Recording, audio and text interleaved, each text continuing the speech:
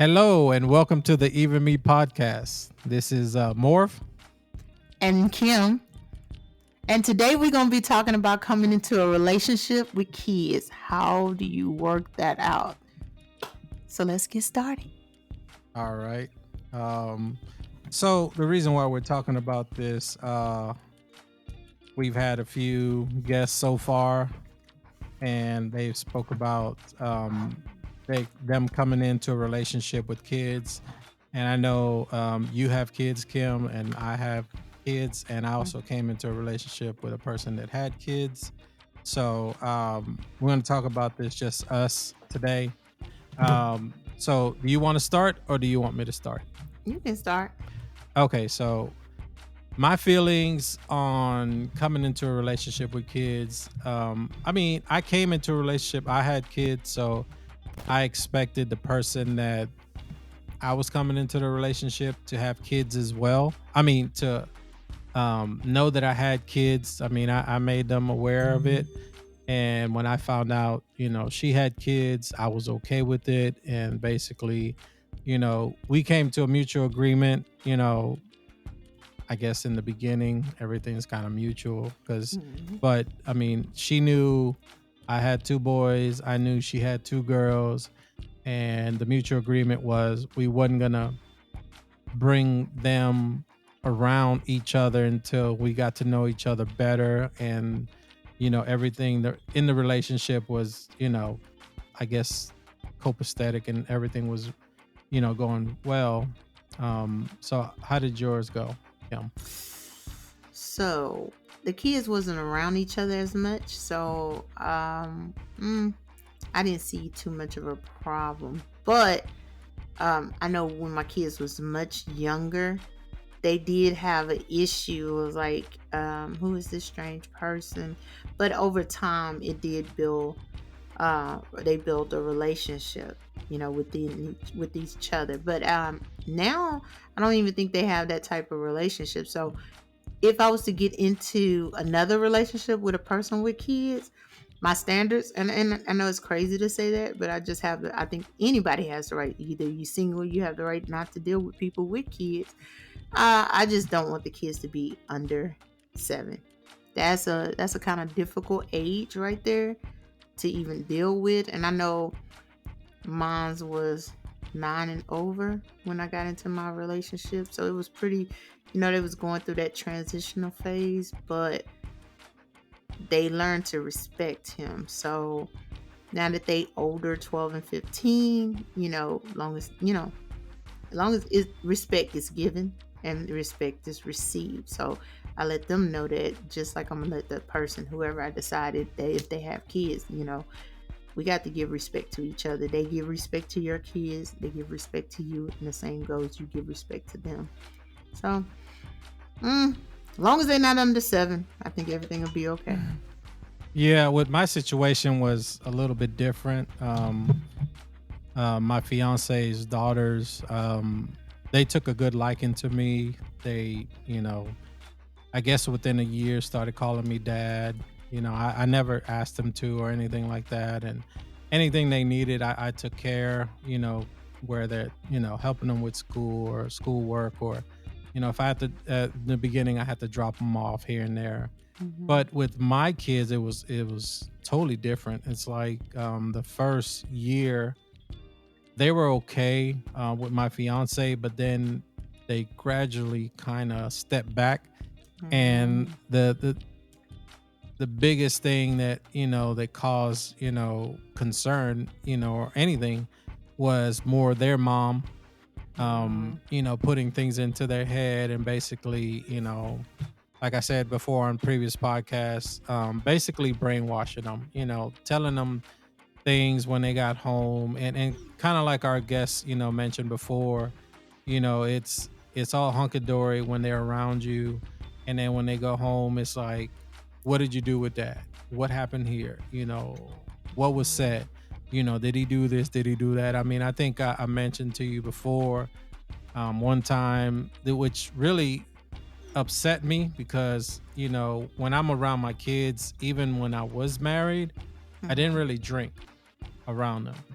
So Okay. one day, my fiance came home. I made her a drink. I took it upstairs because she was, she had a long day. She had been out at, in the field all day. This was like a Saturday when the kids were over, Hmm. and she was working in the field on the Saturday. So I took her a drink upstairs. I came back down, and I mean, the conversation maybe like 2 hours later after I dropped them off was, oh, dad was drinking, while we were there, and this and that, which, she knew better because she knew I never drank around the kids. If anything, she drank around the kids because she really wasn't like a drinker, but, she started going out and having margaritas and, things like that because I seen it from my own eyes. And, me, trying to be a good dad and trying to drive. And like I said, I really don't drink as much, especially if I'm carrying my pistol with me, because that's as part of like the law, And so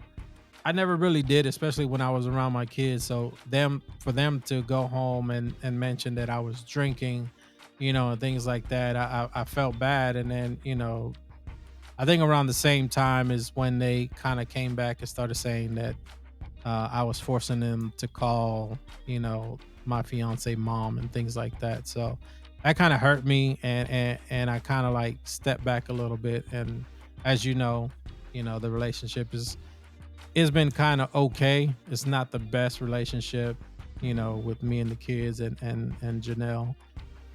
With her kids, it's totally different. Like I don't have no issues. They still call me dad. They graduated, moved out, and they're doing their own thing now. Yeah, see, I think because with the woman, I don't think they went home and told her anything. She grilled them babies for that information. Yeah, I'm Because, sure it's something like that. yeah, because what they gonna do is they want to make sure they want to please her to make sure she's good because she may be moping or whatever. And then she asked them questions, so how was it over there? And then they're gonna say this just to make her feel good or whatever. That's what kids do, especially boys, to comfort their moms. But my situation is so different. It's crazy, and I'm blessed to say that my so I can say with my younger son. So this is freshly new. He doesn't come back and tell me anything. As far as shoes, he gets shoes, but besides that, you know, there's nothing really for him to really tell. Because like I said, what goes on in his house stays in his house. What goes on in my house stays in my house, unless it's something where it's actually affecting you, somebody touching you, Yeah. somebody verbally abusing you or something like that. That's when you tell both of us. But yeah, that she needs help, and she don't know she needs help. When a mother does that to their kids, they don't know that they damaging their kids for later on, for the hate, and they gonna get the hate. She gonna receive the hate from them when they figure out who's the bad party of that. Yeah. So I realize, it's kind of like a one-way street with them because anytime they come here, like I don't ask them nothing. I don't ask Mhm. them, is their mom with someone? Is their mom dating someone?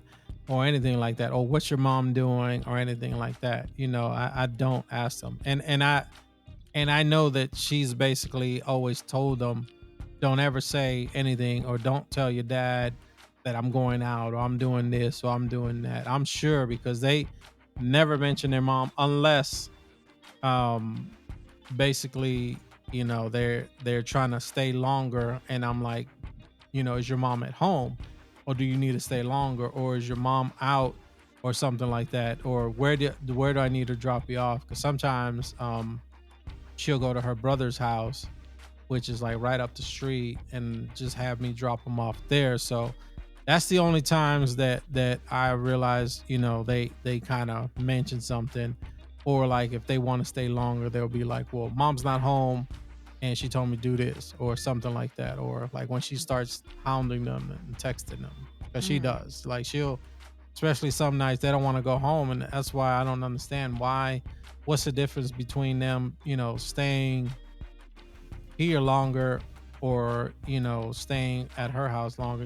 They're with me. It's not like I'm a stranger. I got bedrooms, so if they want to spend the night, but I realize that it's like a one-way street. It's like they treat, their mom's information totally different than, my information. But I mean, that hasn't happened in a while. Like they haven't really, I always ask them, did they have fun? Did they have a good time?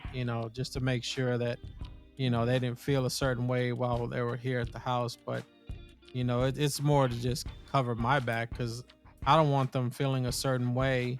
And I know my fiance, like, she loves them, but they don't have that relationship with her. So it's like they miss out a lot because, like I told you before, we actually plan trips to like Mexico and stuff like that. And I asked them, and they first, like, you could tell like they were so excited they wanted to go, and then like within a day or two it was like something totally different. Like they were like, well this, well that, we can't find our passport or something. It was some lame excuse, which I know they have passports because when we were together, I actually, that was part of something we did. We made sure we got passports and things like that. Which, funny story, I know I'm ranting, but um when we separated, Hmm. she actually fucking took my passport and never gave it back to me, because Wow. I know I had a passport. We had, when we first separated the first time, we both had, went and got passports, and we got the boys' passports because we were planning on taking a cruise, Hmm. before we separated and all this, and going to like Costa Rica or something, and taking the boys because that's where, her parents are from, or her dad, Mm. and that's what we were gonna do. And then all of a sudden, like all the important paperwork, I found everything else. I found my social security card because we kept them in a safe all together. My passport wasn't there, and she never gave it back. So I ended up having to. I mean, once it expired, I just went ahead and just got a new one and just redid it because, like I said, I started traveling way often, more See, often than before. see, that's I think that's crazy. Because why would you do that? It's just I don't know. When it's over, you have to learn to get over. I read something um earlier this week. You don't have to be mad at a person or hate a person to move on. My pastor said that Sunday. You don't have to be mad or angry with somebody to move on to your next phase. And I think a lot of people be like, you have to be angry to move on. You have to. That's crazy. You can't be okay with moving on. I think in my situation, I was okay with moving on. It was time. I don't have any hate. Now, do I dislike what he did? Yes. Now, do we have or will we ever have a conversation personally? Like, I mean, just haha kiki as friends? No, because when I was at the lowest, you wasn't there. But I'm good with you, moving on. It was time. It wasn't nothing. You know what I'm saying? It was just Yeah. nothing there. So why would I be mad? I see if it was like at the beginning of the relationship when I really, really was gun ho for it and wanted it so much. But when I seen who the real person I was dealing with, it was like this man gonna be this way for forever. And when stuff don't go his way, it's gonna be that way. So you just after a while you just build up that that wall or whatever it is to say, hey, it's time. So that's why I'm okay with whatever he do, long as it doesn't affect me or my son.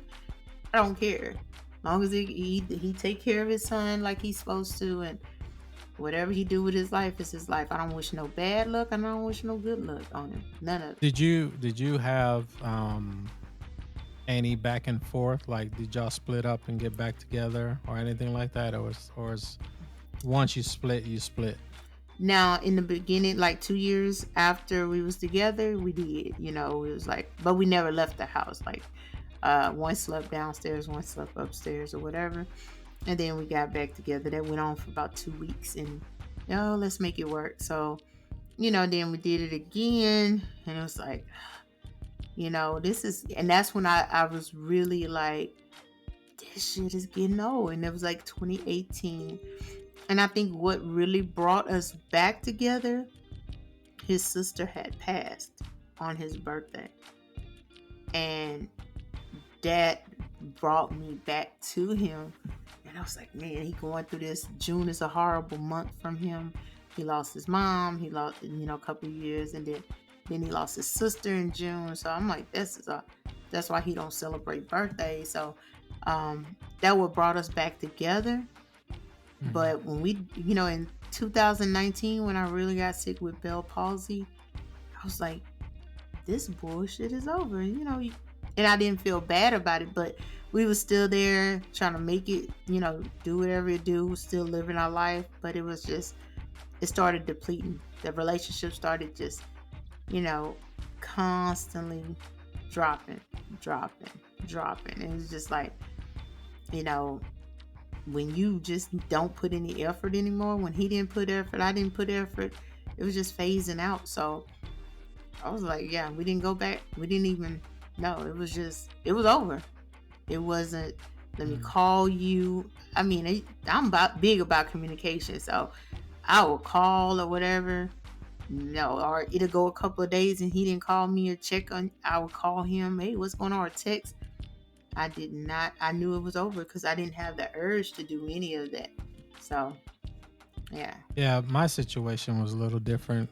I had the back and forth for a bit, and I want to say, in the originally, we were trying to get back together to, not hurt the kids or anything like that. But we were, like I said, originally when I left, it was because I felt a certain way, and I left her, and I thought it was done.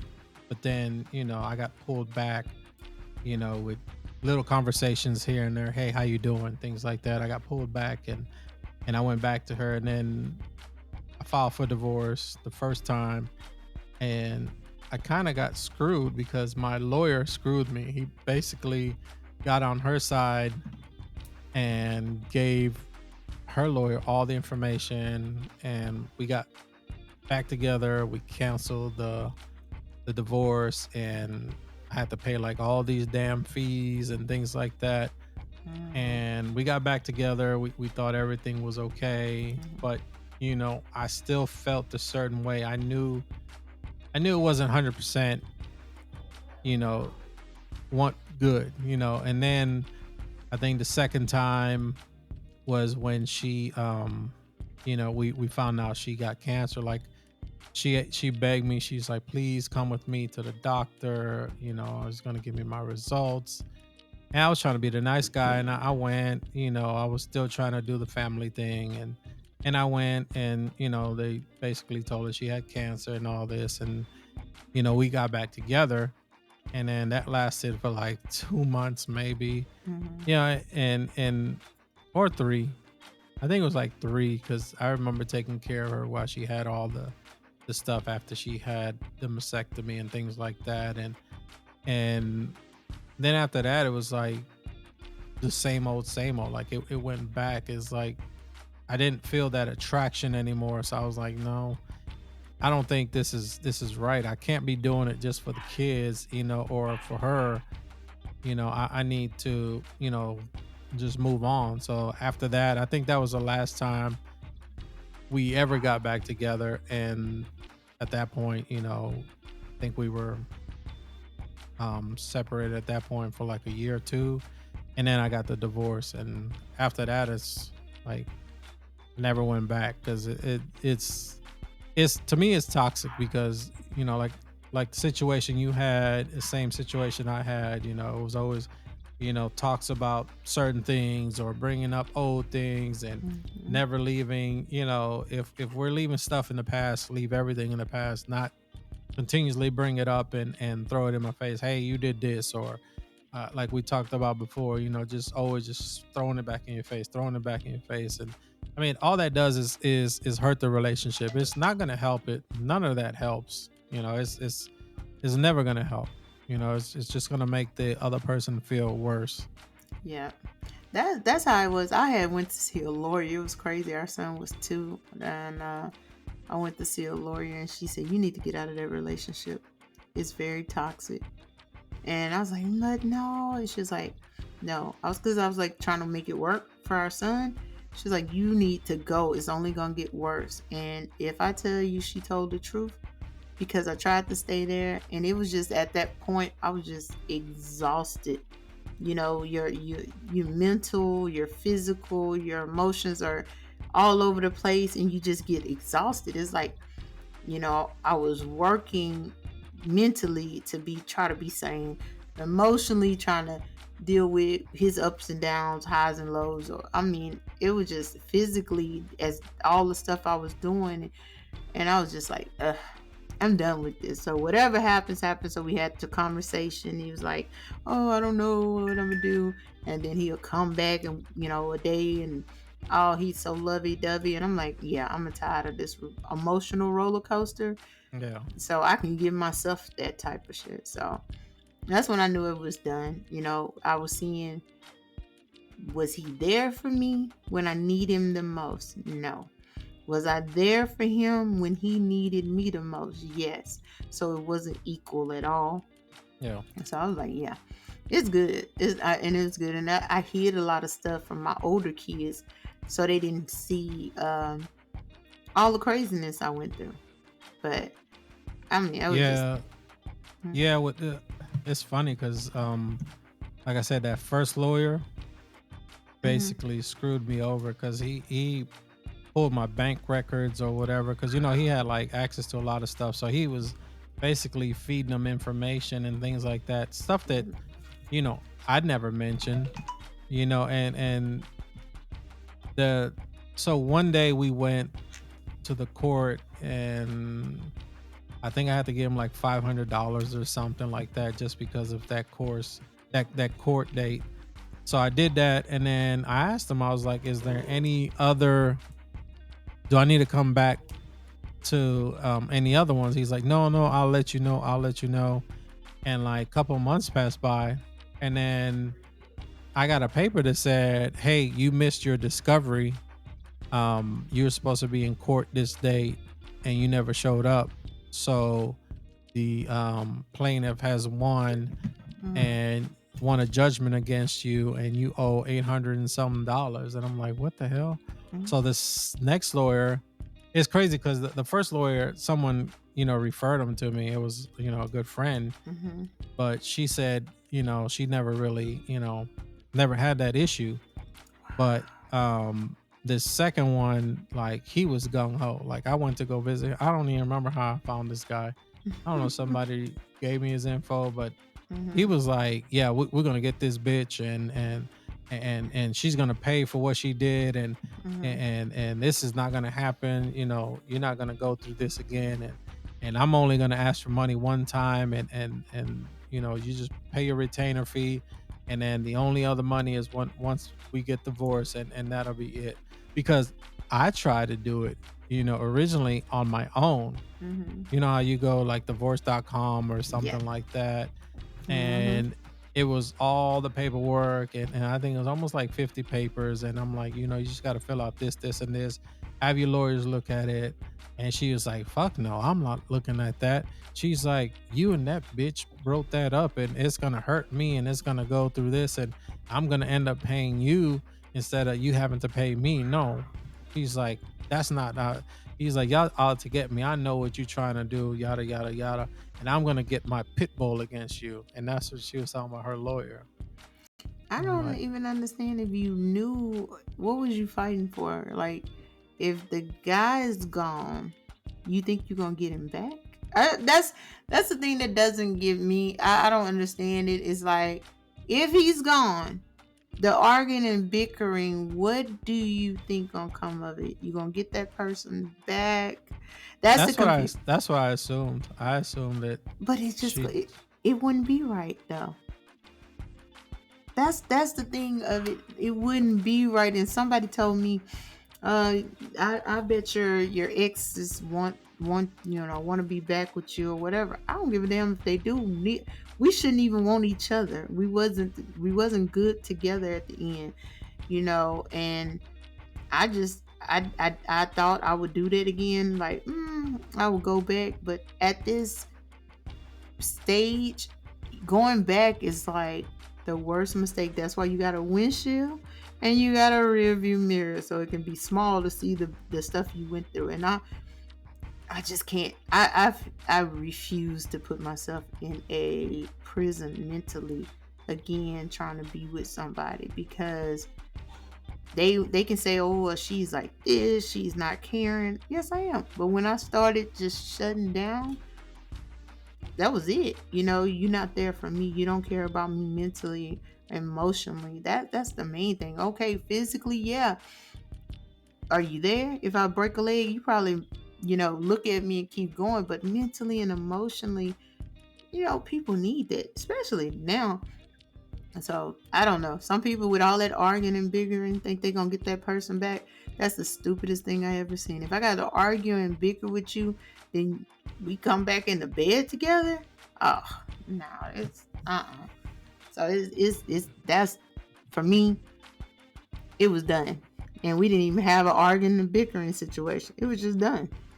Like Yeah. it Yeah, I didn't graciously exit. I didn't I didn't really have it wasn't so much arguments or bickering. I think it was just the the emotional stuff. It's like constant saying the same things over and over.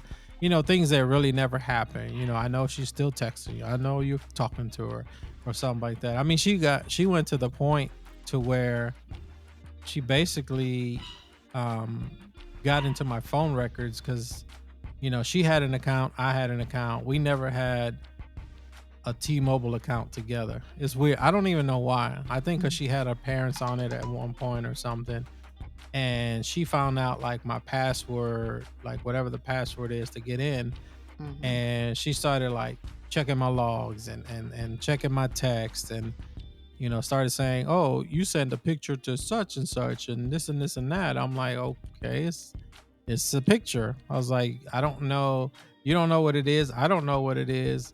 It was just random numbers, and she was just like, I was like, "That might have been my brother's number." She's like, "Well, I know this, I know that."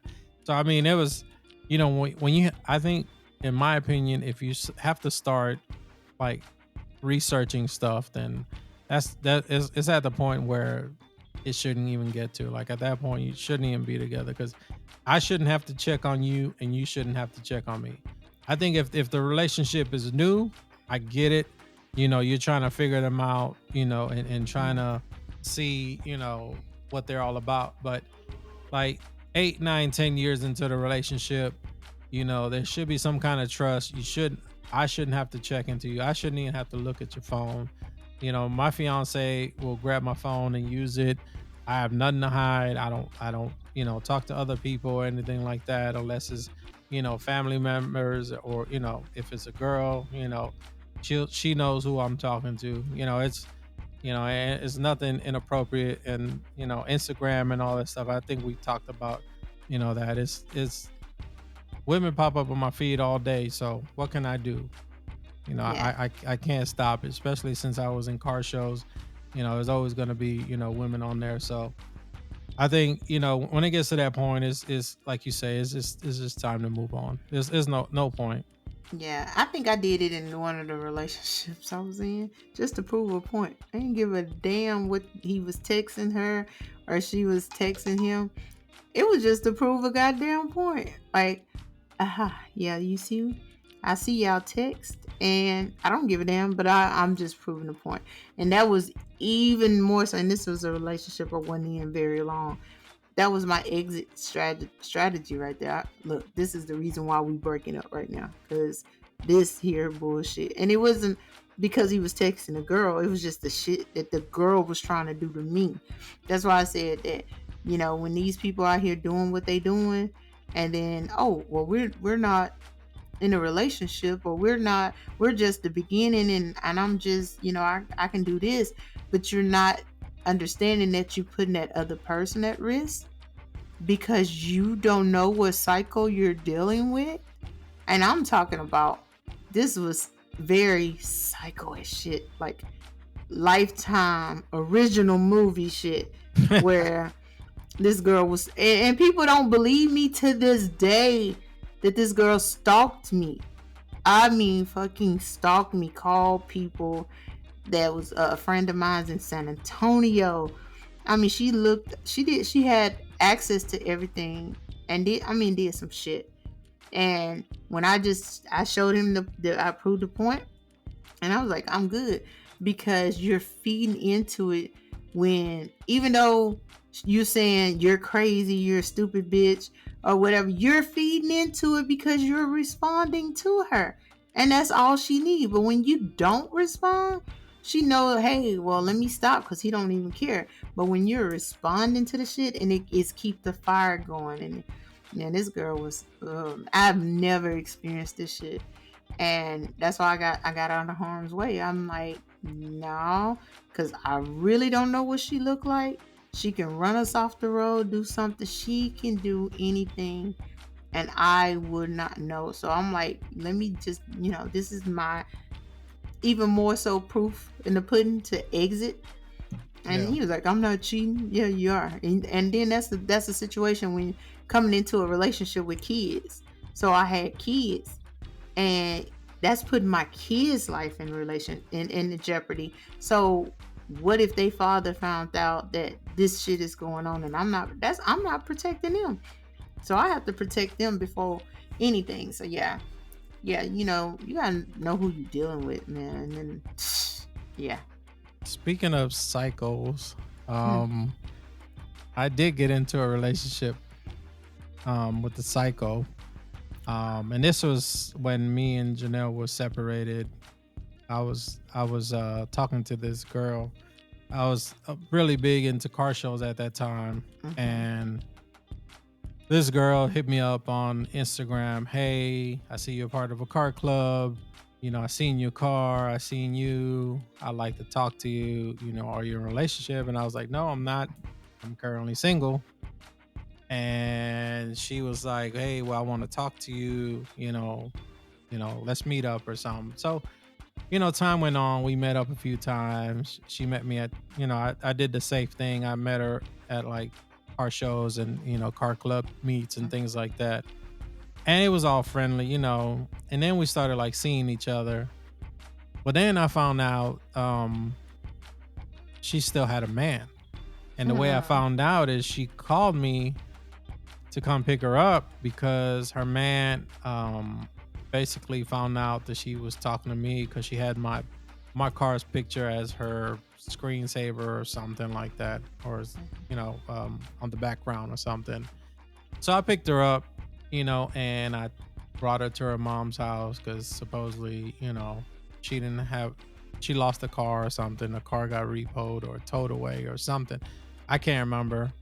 Um, so I took her and I dropped off at her mom's house. And one time, I met her at a club, up the street.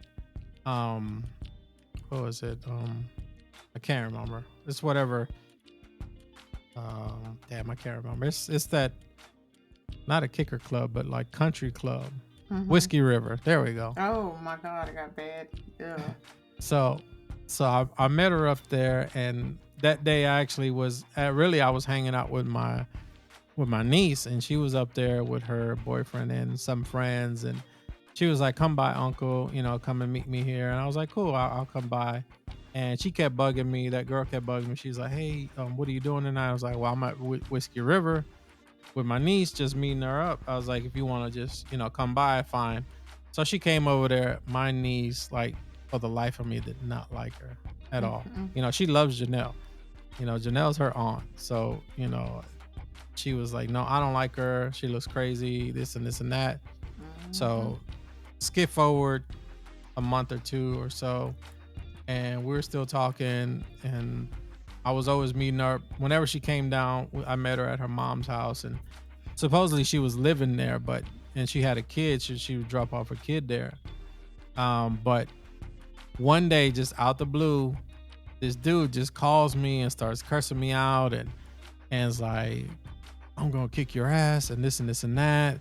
She's playing you. I'm like, how is she playing me? I was like, she's playing you if she's with you. I'm like, we just messing around. So if anything, she's messing over you. And he's meet me here. And they used to live like like off of Bay Area Boulevard or whatever, Highway 3 or something, Mhm. in Bay Area, whatever that is, Baybrook Mall or whatever.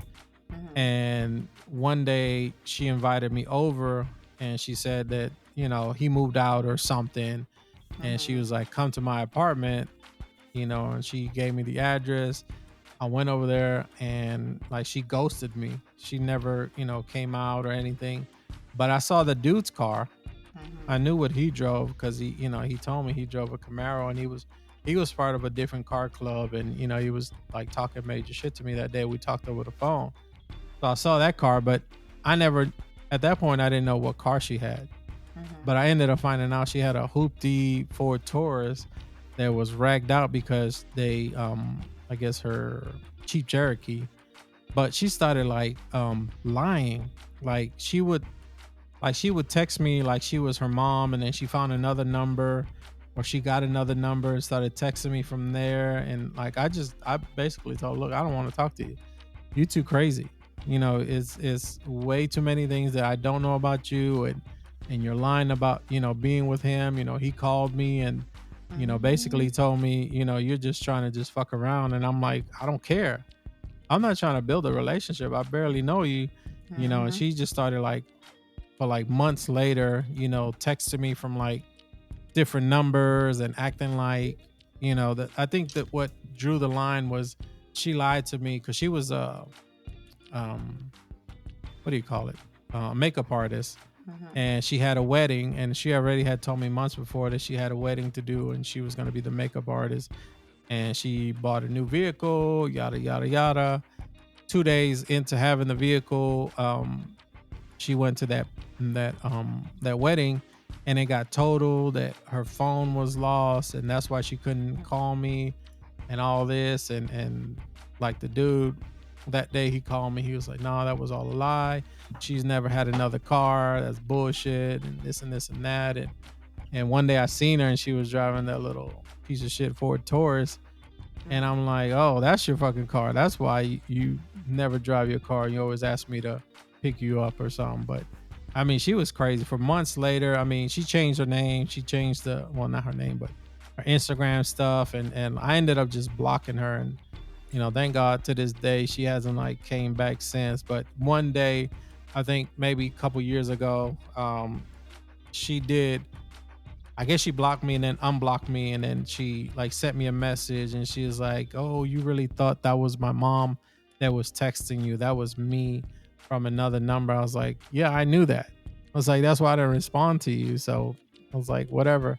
She's like, "Well, fuck you, you asshole," and whatever. I was like, "Damn." Like, Yeah, okay. she has some major issues. I mean, there So was a lot of stuff that I skipped, but I mean, there was, mm, I basically I was like, no, I think dealing with somebody like that, mhm. split personality or something. That's what it seemed like that movie Split. That's what it seemed like for real. And that's the crazy thing. People that really mentally have something going on, they want to make you think that you have something going on. And I had to figure that shit out because like a dude I was dealing with, it'll be like all over the place. One minute he is so sweet, especially when we was actually together. But then the next minute it'll be like a fucking freight train hit through there. And I'm like, what the hell? I'm sitting here quiet. So I was like, yeah, I have to get away from a situation like that because especially like I said, back to the kids situation, I didn't want my kids to see that. I didn't want them to see mental issues with people or being all over the place.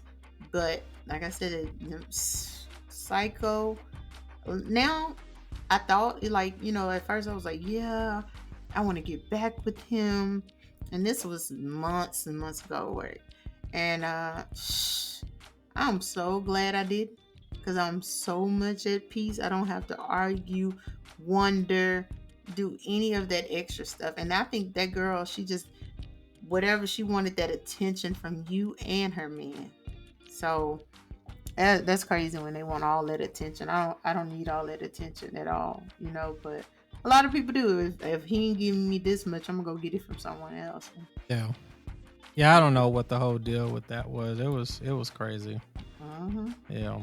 Watch it. When you meet somebody online, man, on Well, it's Facebook, they funny because they wasn't really online because we, you know, we seen each other, at a Mhm. car show or a car club meet, and that's how, we started talking. So I thought she was normal. She was a car person. I was a car person. She knew about my car. She knew about, other cars and things like that. But at the end, it's like, yeah, everything you talk about is a lie. I mean, from from beginning to end. I mean, there was days she was like, "Yeah, we're racing. Come meet us."